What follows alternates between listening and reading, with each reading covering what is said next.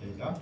매일 아침 저녁으로 여호와 앞에 번제를 드리며 분향하며 또 깨끗한 상에 진설병을 놓고 또 눕은 잔간대가 있어 그에게 저녁마다 불을 켜나니 우리는 우리 하나님 여호와의 계명을 지키나 너희는 그를 배반하였느니라. 은혜로우신 아버지 하나님, 이 시간에 예배하기 위해서 왔습니다. 성령 하나님께서 우리와 함께 하시고 한 말씀을 허락하여 주시옵소서. 감사하고 예수님의 이름으로 기도합니다. 아멘. 신앙생활에 관해서는 이런저런 말을 많이 하면서도 정작 성경을 가까이 하는 사람은, 그런 크리스천은 꽤 있습니다. 논리는 많은데 또 실제로 성경을 열심히 읽고 말씀대로 사는 사람은 적다는 뜻입니다. 그런 사람에게 하나님의 말씀은 아무런 힘을 주지 못하겠죠. 그냥 글자로 남아있을 뿐입니다. 어떻게 해야 우리가 삶의 여정 속에서 하나님의 말씀의 생명력을 체험할 수 있을까요? 1절을 보십시오. 여로보암 왕 18째 해에 아비야가 유다의 왕이 되고 이스라엘 왕 여로보암이 나라를 따로 세워 다스린 지 18년째 아비야가 유다 왕이 되었습니다. 아비야는 예루살렘에서 3년을 다스렸습니다. 그 기간에 여로보암과 아비야 사이에 싸움이 있었습니다. 아비야는 군인 40만 명을 소집했고 여로보암은 80만 명으로 맞섰습니다. 여로보암의 병력이 아비야 병력의 2배이죠. 그때 아비야는 무엇을 합니까? 그는 여로보암과 그 백성을 향해서 메시지를 전합니다. 그의 메시지는 하나님 중심으로 역사를 보는 신학 사상이 흐릅니다. 그가 전하는 첫 번째 메시지는 무엇입니까? 5절을 보십시오. 이스라엘 하나님 여호와께서 소금 언약으로 이스라엘 나라를 영원히 다윗과 그의 자손에게 주신 것을 너희가 알 것이 아니냐. 소금 언약이란 소금처럼 변하지 않고 영원히 지속되는 언약입니다. 하나님은 이스라엘이 당신에게 거제로 드린 예물 중 제사장에 돌아갈 분깃을 약속하셨는데 그때 이것은 소금 언약이다라고 하셨습니다. 다시 말해서 사람의 약속은 상황에 따라서 자주 깨지고 어기지만 하나님의 언약은 어떤 상황에서도 영원히 지속된다는 사실을 강조합니다. 하나님 여호와께서 다윗과 소금 언약을 맺으셨습니다. 그 내용은 이스라엘을 다스릴 왕권을 다윗과 그 후손에게 주신다는 겁니다. 그 언약대로 하나님은 아비야를 유다의 왕으로 세우셨습니다. 그러니까 아비야 왕권은 정통성이 있는 것이죠. 이 사실을 여로보암이 모를 리 없습니다. 두 번째 메시지는 무엇입니까? 6절입니다. 다윗의 아들 솔로몬의 신하 느밧의 아들 여로보암이 일어나 자기의 주를 배반하고, 본래 여로보암은 솔로몬의 신하였습니다. 그랬던 그가 주군을 배반했죠. 그러자 건달과 불량배들이 여로보암 주변으로 몰려들며 강해졌습니다. 그는 르호보암을 대적했는데 그때 르호보암은 어리고 마음도 연약해서 여로보암을 물리치지 못했습니다. 그런데 이제 여로보암은 다윗의 자손이 다스리는 여호와의 나라를 대적하려 합니다. 아비야는 과거를 말하면서 현재로 눈을 돌리고 있죠. 지금 여로보암은 단순히 유다를 대적하는 일이 아니라 여호와 나라를 대적합니다. 여로보암은 주군을 배신한 배신자이고 하나님을 대적하는 대적자이죠. 세 번째 메시지는 무엇입니까? 8절을 한번 읽어볼까요?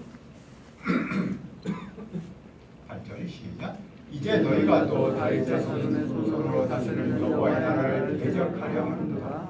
너희는 큰군이요 또 여로보암이 너희를 위하여 시로 만든 금송아지들이 너희와 함께하라.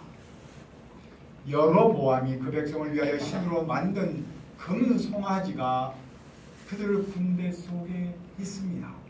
그들의 비록 큰 군대일지라도 금송아지가 그들 속에 있습니다. 그런 그들은 아론의 후손 제사장들과 레위 사람을 내쫓았습니다. 그들은 이방 사람처럼 자기 마음대로 제사장을 세웠습니다. 누구든지 숫송아지 한 마리와 숫양 7마리만 끌고 오면 허수아비 신들의 제사장으로 세웠습니다. 여로보암의 문제가 무엇입니까? 그들은 여호와 하나님 대신 금송아지를 만들어 섬기고 있죠. 그들은 말로는 하나님을 섬긴다고 하면서 실제로는 금송아지를 섬기고 있습니다. 또 그들은 제사장도 자기 마음대로 세웠습니다. 그들은 신앙의 대상도 자기 마음대로 하고 있고 신앙하는 방법도 세상 풍조를 따르고 있습니다. 그런 그들에게 신앙의 정통성은 찾을 수 없겠죠. 왜냐하면 그들이 하나님의 말씀을 버렸기 때문입니다. 그러나 유다는 어떠합니까? 10절을 읽어봅시다. 10절 시작. 우리에게는 여호와께서 우리 하나님이 되시니 우리가 그를 배반하지 아니하였고 여호와를 섬기는 제사장들이 있으니 아론의 자손이며 또 레위 사람들이 수종들어. 유다는 이스라엘과는 다릅니다. 오직 여호와만이 그들의 하나님이십니다. 그들은 여호와를 배반하지 않았습니다. 여호와를 섬기는 제사장이 있습니다. 제사장이 아론의 자손이고 레위의 자손이 그 제사장과 동역하고 있습니다. 제사장이 아론 자손이다라는 말은 무슨 뜻입니까? 하나의 모세를 통해서 앞으로 제사장은 아론의 자손들 중에서만 해야 한다라고 말씀하셨습니다.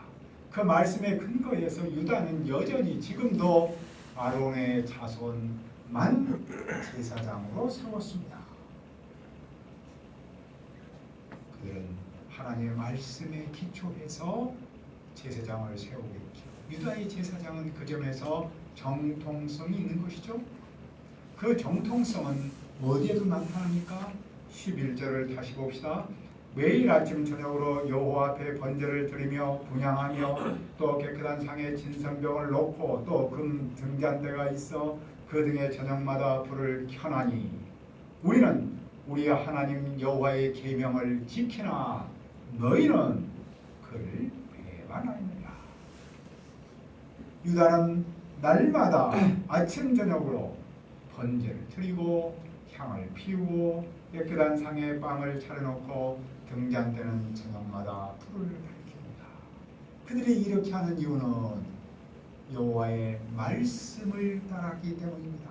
여호와의 계명을 지키기 때문입니다. 여호와의 계명을 지킨다는 말은 무슨 뜻입니까? 유다가 여호와 하나님을 배신하지 않고 하나님을 섬기는 이유는 말씀을 지키기 때문입니다. 유다가 아론의 후손을 제사장으로 삼는 이유도 말씀을 지키기 때문입니다. 유다가 매일 아침 저녁으로 하나님을 섬기는 그것 또한 여호와의 말씀을 지키기 때문입니다. 그러니까 그들의 신앙의 대상, 신앙의 방법은 모두 말씀을 지킨 데 온 거죠. 그들은 철저히 말씀을 따르고 있습니다. 그런 그들의 신앙에는 정통성이 있는 것이죠. 여호와의 계명을 지킨 아비야의 확신이었다 합니까? 12절은 말씀합니다. 하나님이 우리와 함께 하사 우리의 머리가 되시고 그의 제사장들로 우리와 함께하여 전쟁의 나팔을 불어 너희를 공격하느냐.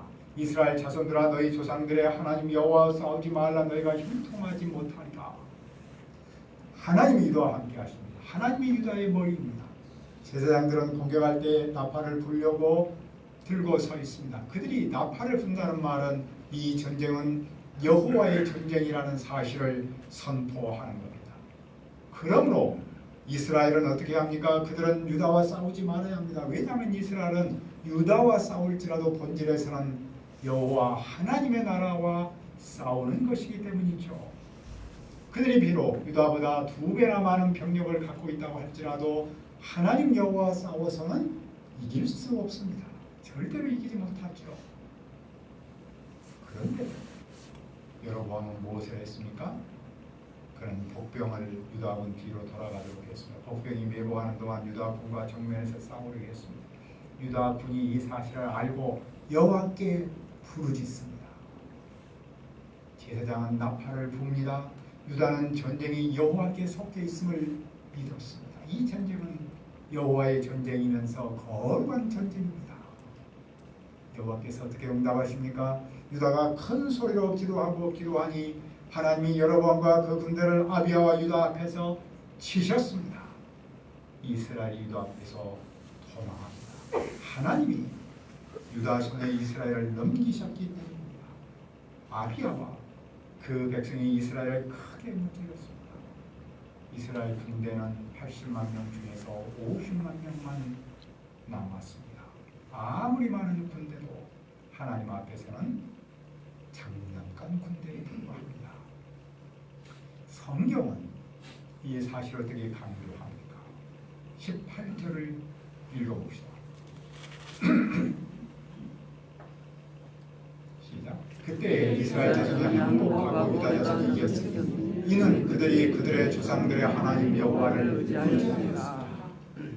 유다의 승리는 군대를 의지한 데 있지 않고 여호와 하나님을 의지한 데 있었습니다. 여기서 하나님을 의지한다라는 말은 하나님의 계명을 지킨다라는 뜻입니다. 그러니까 유다가 전쟁에서 이길 수 있었던 비결은 말씀을 지켰기 때문입니다. 그들의 말씀대로 여호와를 섬기며 말씀대로 제사장을 세우고 말씀대로 예배했기 때문입니다. 하나님은 그런 그들과 함께 일하십니다. 그들에게 말씀은 문자로 있지 않고 삶의 현장에서 역동적인 생명력으로 나타났습니다. 말씀의 생명력이 전쟁이라는 가장 현실적이고 실존적이며 전략적인 지평 속에서 꽃을 피운 것이죠. 아비야가 여로보암을 쫓아가서 그 성읍들을 빼앗았는데 베델도 빼앗았습니다. 베델은 여로보암이 우상을 숭배하는 본거지였습니다.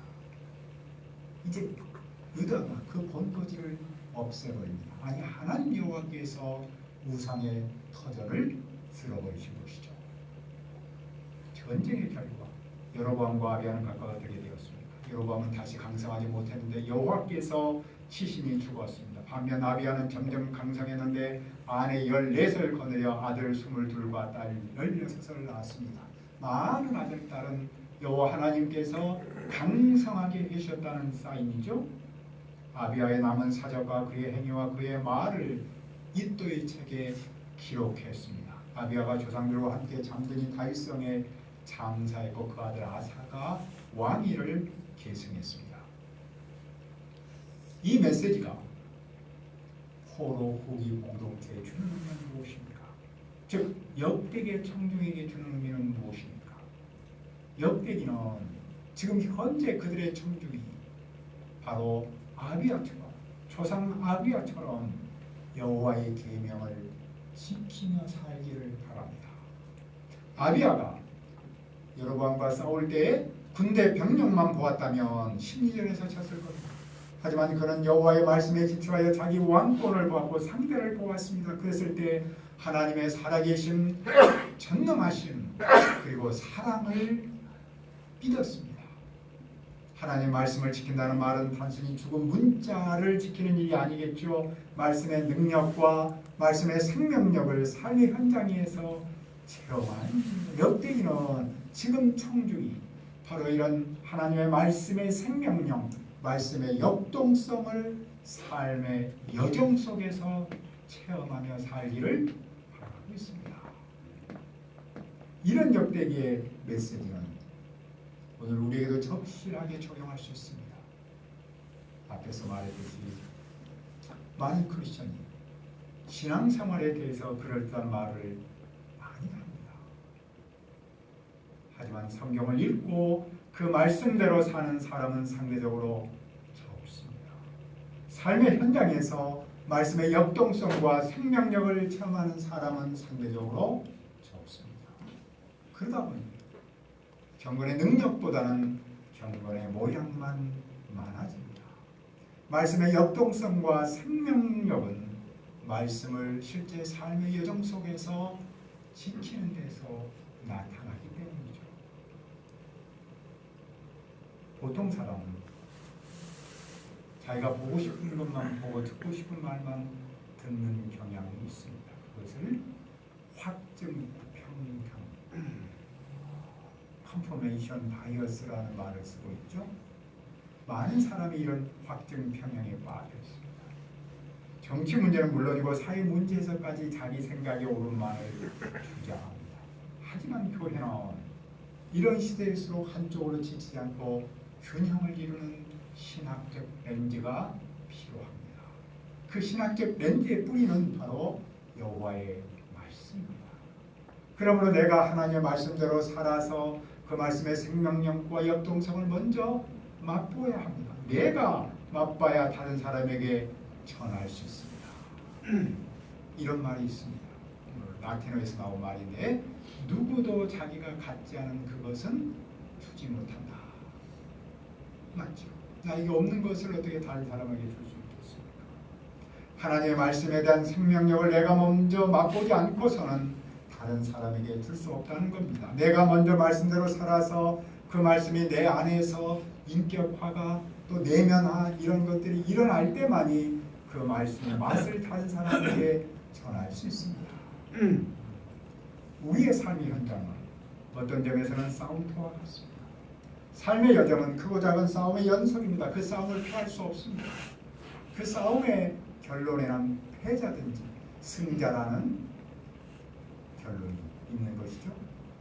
많은 사람이 이 사실에는 공감합니다. 문제는 싸우는 무기에 있습니다. 어떤 사람은 돈이나 힘으로 싸우고 어떤 사람은 사람으로 싸우고 어떤 사람은 이념으로 싸웁니다. 하지만 그런 무게는 태생적 한계가 있습니다. 성경은 언제나 우리에게 확신 있게 증언합니다. 여호와의 말씀을 지키고 그분을 의지함이 가장 큰 무기라고 가르칩니다. 왜냐하면 하나님이 친히 싸우시기 때문입니다. 하나님과 싸워서 이길 그 대상은 이 세상에 그 어떤 것도 존재하지 않기 때문입니다. 어떤 분이 기독교 역사에서 이름을 남긴 사람의 공통점을 이렇게 말했습니다. 성경을 온 마음으로 읽고 맛들였으며 그 말씀에 따라 열정적으로 헌신하여 살자였다. 우리가 매일의 삶에서 여호와의 계명을 지켜서 말씀의 생명력을 체험할 수 있기를 기도합니다. 내려오신 아버지 하나님, 저들을 도와주시고 함께 하셔서 하나님의 말씀을 지키며 살게 해주십시오. 하나님의 살아계신 전능하신 사랑을 믿고 우리의 삶의 여정 속에서 하나님의 말씀대로 살아서 그것을 체험하고 더 나아가서 그것을 우리 주위 사람들에게 전할 수 있도록 인도하여 주옵소서. 감사하고 예수님의 이름으로 기도합니다. 아멘.